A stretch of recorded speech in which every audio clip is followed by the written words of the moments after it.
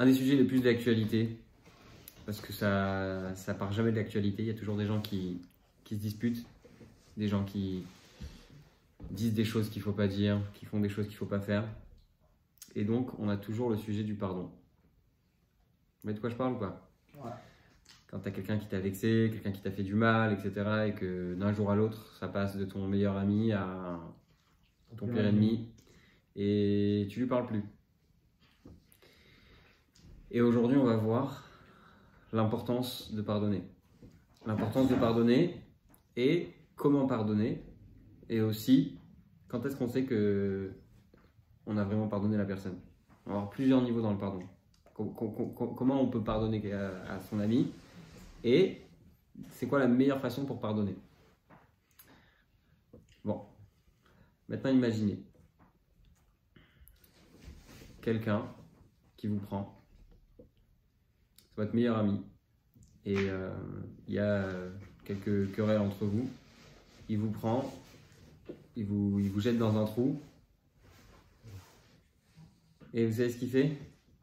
Le lendemain, il revient, il vous sort du trou, et il vous vend comme esclave au fin fond de l'Afrique, il n'y a même pas de téléphone là-bas. Et vous êtes bloqué là-bas, sans argent, sans possibilité de contacter quelqu'un pendant des années. Qu'est-ce que vous en pensez? Est-ce que vous réussirez à pardonner quelqu'un qui vous a fait une chose pareille? Eh ben, ce qu'on va découvrir aujourd'hui, c'est que c'est déjà arrivé dans l'histoire. C'est exactement ce qui est arrivé à Youssef. Alors peut-être que j'ai décrit les choses d'une manière un peu différente, mais c'est exactement ça. Il avait des rêves dans lesquels il disait à ses frères que lui, il allait être plus important qu'eux. D'accord, par exemple, le fait que ses frères c'était 11 étoiles et que son père et sa mère c'était le soleil et la lune et il se prosternait à lui. Ou il a fait un autre rêve que il y avait des épis de blé et que ces épis de blé ils se prosternaient à lui. Il racontait ça à ses frères et ses frères ça les a énervés. Donc un jour ils ont dit écoute, on va le mettre dans un trou, on va le mettre dans un puits, après ils ont décidé de le vendre et on va voir ce qui va se passer de ses rêves. Hein? Tu sais, des fois, tu as quelqu'un qui t'énerve et tu as envie de lui dire bon, tu veux t'amuser? Ok, on va bien te régler ton compte et on va voir si tu es capable de te relever. C'est un peu ce qui se passe avec Youssef. Et le truc, c'est qu'avec Youssef, ça s'est accompli. Qu'est-ce qui s'est passé? Finalement, il est devenu roi d'Égypte, ou vice-roi d'Égypte, mais c'était lui qui gérait tout le pays. Et la situation, vous savez, on dit la roue tourne. D'accord? Et ce qui s'est passé, c'est que lui, il est devenu le roi d'Égypte et c'est ses frères qui ont eu besoin de lui, ils ont eu besoin de nourriture et il y a toutes les parachiotes de la fin du livre de Bereshit qui viennent, ils demandent de la nourriture et il joue avec eux, enfin il joue, il fait tout un stratagème, etc. Et pour leur dire à la fin, finalement, je suis Yosef, finalement il fait venir son père avec toute sa famille, etc. Et Yaakov, il arrive en Égypte, tous les Juifs s'installent en Égypte. D'ailleurs, c'est comme ça que les Juifs sont arrivés en Égypte. Et c'est quoi le meilleur pour la fin? Une fois que Yaakov, il est parti, le père de Yosef, les frères, ils ont dit, bon, jusque-là, ils respectaient notre père. Mais là, une fois que le père, il est parti, forcément, il ne sera plus aussi sympa. Et là, qu'est-ce qui se passe? Les frères, ils viennent voir Yosef, ils lui disent, on sait que tu as respecté notre père, etc. Mais que maintenant, forcément, tu nous en veux. Et ils lui disent, eh ben maintenant, on devient tes serviteurs. Vous imaginez? Alors, il y en a peut-être qui auraient réagi en disant, bah oui, fallait bien qu'un jour, vous me payiez cette histoire. Vous m'avez vendu, bah maintenant, vous êtes mes serviteurs. Vous m'avez vendu en tant que serviteur, maintenant. Ça va être qui? Ça va être vous les serviteurs. Vous savez ce qu'il a dit, Yosef? Il leur a dit, vous pensez quoi? Vous pensez que c'est vous qui m'avez envoyé en Égypte? C'est le bon Dieu qui m'a envoyé en Égypte. Et c'est un peu lié avec le discours qu'on a fait il y a 2-3 semaines. Je ne sais pas si vous vous souvenez, c'était Shabbat. On avait parlé de la colère. Et on avait dit que quand quelqu'un il te fait quelque chose, il faut bien réaliser que tu ne peux pas t'énerver contre cette personne. Pourquoi? Toi, tu as envie de dire, bon, je veux bien comprendre que quand il pleut dehors ou que quand je marche dans la rue et pile au moment où je marchais, il y a une pierre qui m'est tombée dessus, que je dois m'énerver parce que, et encore c'est difficile. Mais je comprends parce que c'est Hachem qui a fait en sorte que pile à ce moment-là, il y a une pierre qui est tombée et que ça me fasse mal et donc je dois pas m'énerver. Ok. Mais est-ce que tu es en train de me dire que si jamais quelqu'un qui a le libre arbitre, un être humain, il m'a fait du mal, je dois pas m'énerver? Ça, c'est pas dans les mains de Dieu. Ouais. Et bien en fait, on va découvrir que non. C'est aussi dans les mains de Dieu. Comment est-ce que c'est dans les mains de Dieu? Très simplement comme ça. On a parlé de la pierre qui tombe. On a parlé de pile à l'endroit où tu marchais dans la rue, il y avait un truc par terre, tu as glissé. D'accord? C'est pas par hasard. C'est Dieu qui a fait les choses. Maintenant, la personne qui est venue t'énerver, on va pousser le cas jusqu'au bout. Comment est-ce qu'elle a fait pour venir t'énerver? Elle est venue en voiture, elle s'est déplacée, elle a fait 1000 choses dans sa journée. Ouais. De la même façon que Dieu, il est capable de te faire trébucher, ou il est capable de te faire des choses qui vont t'énerver. Bien sûr, tout ça, c'est pour notre bien, on n'est pas capable de le comprendre, mais de la même façon qu'il est capable de le faire, qu'est-ce qu'il peut faire? Il peut faire aussi que ton ennemi, la personne qui t'a fait du mal, il va lui mettre une embûche sur son chemin. Et donc, qu'est-ce qui va se passer? Il ne va pas arriver devant toi.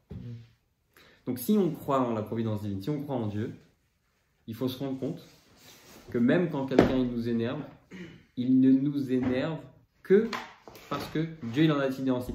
Et ça ne contredit pas le fait qu'il va être puni pour ce qu'il a fait. Dieu m'a mis sur ton chemin, mon pote. Ça ne change pas qu'il va être puni pour ce qu'il a fait. C'est pourquoi il va être puni? Parce que lui, quand il l'a fait, il a choisi de le faire. Donc on a dit que quand on s'énerve, on doit avoir deux réflexions. La première, c'est de réaliser que quand un homme il fait une erreur, on lui fait din vecheshbon. Din en hébreu, ça veut dire le jugement. Cheshbon, ça veut dire le compte. L'addition, très bien, mais c'est le compte. Le compte de l'addition. Résultat. Maintenant, je vous pose une question. Quand quelqu'un il nous fait du mal, d'abord, on va faire les comptes de ce qu'il nous a fait. C'est-à-dire, attends, il m'a fait ça, il m'a volé mon portefeuille, après, il m'a cassé ma trottinette, après, il m'a piqué mon scooter, et après, tu vas faire la liste des choses qui te sont arrivées. Fais la liste des choses qui te sont arrivées, et après, tu dis, bon, il m'a fait tout ça, c'est la raison pour laquelle, je ne vais pas dire ce que vous avez vu faire parce que je ne veux pas choquer personne, d'accord? Mais de manière générale, d'abord, on fait un état des lieux. On fait une liste des choses. Qu'est-ce que cette personne elle a fait? Une fois qu'on a fait ça, on décide, ok, maintenant qu'est-ce qu'on va lui faire? Mais dans la Torah, c'est écrit, donc c'est une parole de nos sages, c'est écrit d'abord din et après cheshbon. Parce qu'en fait, Dieu il nous met des gens en face de nous. Pourquoi? Pour que nous, on aille leur régler leur compte. Ça veut dire quoi? Nous, on va dire, ah là, t'as vu celui-là, il a fait que voler, il arrête pas de parler mal à tout le monde et tout, machin. Franchement, des gens comme ça, ils mériteraient que, tu dis, ils mériteraient que de faire un accident de voiture. Dieu préserve. Je pense pas que vous parlez comme ça, mais admettons. Admettons. Ok? Eh ben, le bon Dieu, il te met des cas devant toi. Parce que le bon Dieu, il a, ça c'est un message du Baal Shem Tov, il a ton propre cas. Et il a le livre ouvert avec ton cas, tribunal céleste. Et il ne sait pas quoi faire. Parce qu'il a des mitzvot aussi. Et il se dit, tu sais quoi? On va lui laisser décider lui-même de son cas. Qu'est-ce qu'on va faire? On va lui mettre le même cas devant lui. Dire ce qu'il en pense. On va lui mettre le même cas devant lui, on va voir ce qu'il pense. S'il est gentil, s'il pardonne, s'il dit ah c'est pas grave le pauvre, peut-être qu'il ne savait pas, peut-être que cette fois il s'était mal réveillé, il a eu des problèmes avec sa famille, avec sa copine, avec son copain. D'accord? Mais si jamais tu es là à dire ouais lui mérite ça, bah très bien, tu veux faire le din, eh ben toi aussi on va t'ouvrir ton ton cas, on va voir, la même chose, tu as fait exactement la même chose. Mais ça, c'est Ça, c'est la première chose. Deuxième chose, une seconde. Deuxième chose, c'est que le Baal Shem Tov disait que quand on voit des gens faire quelque chose, c'est quoi? Ces gens-là, c'est des miroirs. Je vous donne un exemple. Chacun dans sa profession, d'accord? Par exemple, toi, tu vends des lunettes. Ok, tu travailles dans un magasin d'optique. Donc, quand tu vas voir quelqu'un, tout de suite, tu vas repérer est-ce que ces lunettes, elles sont sales? Est-ce que ces lunettes, elles sont vieilles, elles sont usées? Tu vas voir qu'elles sont un peu tordues, qu'il faut les régler. Tout de suite, pourquoi? Tu as l'œil, c'est ton domaine. D'accord? Un autre, il va travailler dans l'immobilier, il va rentrer dans un appartement. Ah, il y a une odeur d'humidité ici. Ah, d'accord. L'autre, il fait de la chanson. Il va rentrer dans un magasin, il va entendre une musique. Il va dire, ah, ils ont un problème dans leur sono ici. Tu vois, chacun selon son domaine, il va savoir reconnaître ce qui se passe. Il va savoir reconnaître exactement les détails qu'il y a, les détails qui manquent, les détails qui sont bons, etc. etc. Et ben, c'est exactement la même chose avec notre tempérament. C'est marrant, tu étais capable de voir qu'il était radin. Mais ça veut dire que peut-être toi aussi tu es radin. Parce que quelqu'un qui ne fait pas du tout ce calcul-là, il n'aurait jamais été capable de voir ça. D'accord? La même chose. Tu as regardé quelqu'un, tu as vu qu'il était vicieux. Peut-être que c'est toi qui es vicieux en fait. Sinon, tu n'aurais jamais remarqué. Et en fait, le bon Dieu, il met devant nous des gens qui ont un certain tempérament. Il va même les pousser parfois à faire certaines choses. Encore une fois, ça ne veut pas dire qu'ils n'ont pas de libre arbitre.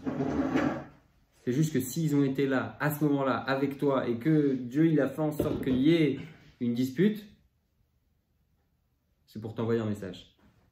Maintenant, une fois que tu as compris que c'est uniquement Dieu et que c'est uniquement pour t'envoyer un message, le Rabbi Rachab, il disait, c'est le 5e Rabbi de Lubavitch, Rabbi Shalom Ber, il disait, s'énerver contre quelqu'un qui t'a fait du mal, c'est comme tomber par terre et s'énerver contre le sol.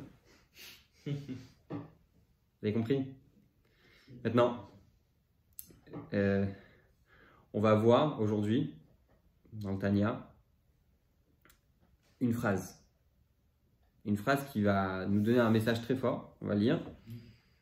Regardez, on est page 381, le paragraphe qui commence, ici je crois Josh. Même selon les critères humains. Voilà, alors, Varafil ou Bemidat Basarvada, mais même selon les critères de quelqu'un qui fait de chair et de sang, Ken, c'est comme ça. Chez Tsarich, Adam Limchol Tekefumiyad. Un homme doit pardonner immédiatement chez Mevakshim Menu Mechila, lorsqu'on lui demande pardon. Velo Yehe Achzarim Bilimchol. Il ne devra pas être cruel de pardonner. Alors, cette expression, on la voit par rapport à Moshe Rabbeinu. Qu'est-ce qui s'est passé avec Moshe Rabbeinu? Les Juifs se sont révoltés contre lui. Qu'est-ce qui s'est passé à cause de ça? Dieu il a envoyé des serpents qui mordaient les gens et les gens ils mouraient à cause de ça. Qu'est-ce qu'il a fait Moshe? Moshe il est parti prendre du cuivre qui lui appartenait. Il a fait un grand serpent, c'était une statue. D'ailleurs, plus tard il y a un des rois d'Israël qui a cassé cette statue, qui l'a brûlée. Pourquoi? Parce qu'il disait que les gens ils demandaient à cette statue des bénédictions et la guérison et ils oubliaient de prier à Dieu. Pas faire d'intermédiaire entre nous et le bon Dieu. Même quand on demande à un tzaddik par exemple, une bracha, c'est quoi? C'est nous on demande à Dieu. Maintenant, quand on sait qu'un tzaddik, il a des connexions en haut, qu'il est plus proche de Dieu que nous, donc on lui demande s'il peut nous aider, intercéder en notre faveur. Donc ce serpent, il a été brûlé. Mais réfléchissez un peu à l'histoire. On se révolte contre vous. Après, la personne, elle vient te dire, s'il te plaît, tu peux prier pour moi? On n'a pas vraiment envie de prier pour cette personne. Moshe Rabbeinu, il n'a pas seulement prié pour eux. Parce que ça, on l'avait déjà eu au temps d'Abraham. Abraham, les Pélishtim, ils ont capturé sa femme. D'accord? Et Avimelech, il a eu une maladie avec toute sa famille. Et Avimelech, il a demandé à Abraham, est-ce que tu peux prier pour moi? Qu'est-ce qu'il a dit à Abraham? Bien sûr. Par contre, Moshe Rabbeinu, il n'a pas seulement prié. On lui a fait quelque chose contre lui et il est parti payer de l'argent pour le peuple juif pour faire cette idole. Pas une idole. C'était un serpent en cuivre et les gens ils le voyaient et ils levaient les yeux. Ils devaient lever les yeux au ciel. En fait, qu'est-ce qui s'est passé? Eh bien, Israël se sont révoltés contre Moshe. Ok? Une fois qu'ils se sont révoltés, ils sont partis demander à Moshe de leur pardonner, de demander à Dieu d'intercéder en leur faveur auprès de Dieu. Qu'est-ce qu'il a fait Moshe? Il est parti prier chez Dieu et il y a eu une solution, c'était que Moshe, il a acheté, imaginez-vous, il a acheté pour quelqu'un qui vient de se révolter contre lui, il a acheté du cuivre et il a fait un serpent en cuivre et il l'a mis sur un mât MAT, un grand bâton en bois comme ça, très haut. Et qu'est-ce qu'ils faisaient les gens quand ils avaient été mordus par les serpents?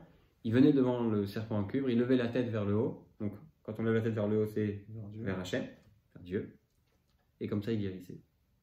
Donc la première chose qu'il faut savoir, ce que j'ai dit, il faut apprendre à pardonner les autres. Comment est-ce qu'on apprend à pardonner les autres? Première étape, on réalise que si Dieu nous a mis ça devant nous, c'est pour nous envoyer un message. D'accord? Et on ne va pas s'énerver contre Dieu. La deuxième chose, comment on fait pour pardonner? C'est que quand tu réalises, et ça c'était un peu le cours de la semaine dernière, que toi quand tu fais des erreurs, tu as envie que Dieu te pardonne. Tu viens, Yom Kippour, on est tous là, on est en train de supplier Hachem, je t'en supplie Hachem, pardonne-moi, je sais que j'ai fait des erreurs, mais c'est pas grave, je vais plus recommencer, etc. Et on veut que Dieu nous pardonne. Et Dieu il nous pardonne.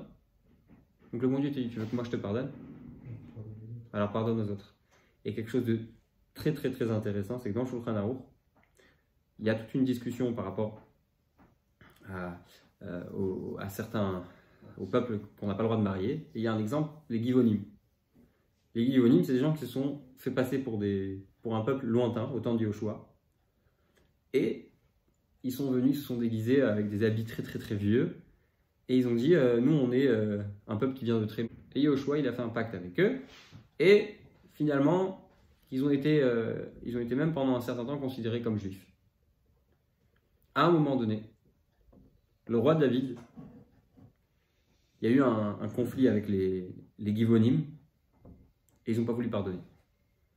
Le roi David, il a dit, si jamais vous ne voulez pas pardonner, ça veut dire que vous n'avez pas les valeurs du judaïsme, vous ne pouvez pas être juif.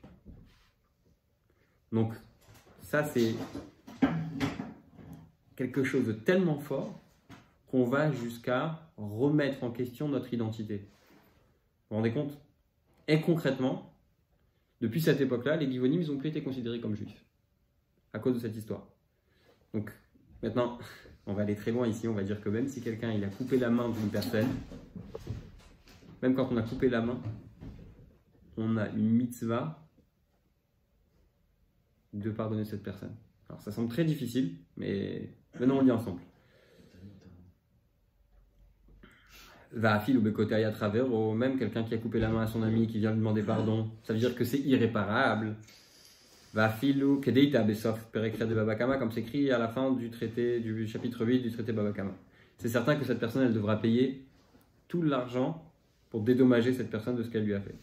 Et Bikesh Minu Gimel Pamim Velo Machal, aussi lui a demandé 3 fois, vous connaissez cette fameuse chose que si quelqu'un on lui a fait du mal et qu'on a demandé 3 fois de nous pardonner, au bout de la 3e fois, c'est fini, on n'a plus besoin de demander et c'est à l'autre de revenir vers nous. Shuven Zarech le Vakesh Minu, il ne doit plus demander. Va Givonim, et l'histoire des Givonim, on a parlé avec le roi David. Chez Bikesh David Ameler, que David Ameler, il a demandé à la Vachalom. À la Vachalom, c'est quelque chose qu'on dit sur quelqu'un qui est décédé.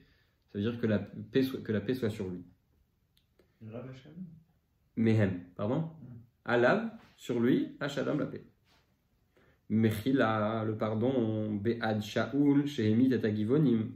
Par rapport à Shaoul qui avait tué des Givonim, Veloratsulim Kral, ils n'ont pas voulu pardonner. Gazar, David Alehem. David, il a décrété sur eux, Shelo Yavu Bikal Hashem Shem Rachmanim, il a décidé qu'ils ne pourront plus venir dans le peuple d'Hachem, parce que le peuple d'Hachem, une des valeurs du peuple juif, c'est quoi? On sait que les juifs, ils ont ça en héritage par nature, c'est qu'ils ont pitié.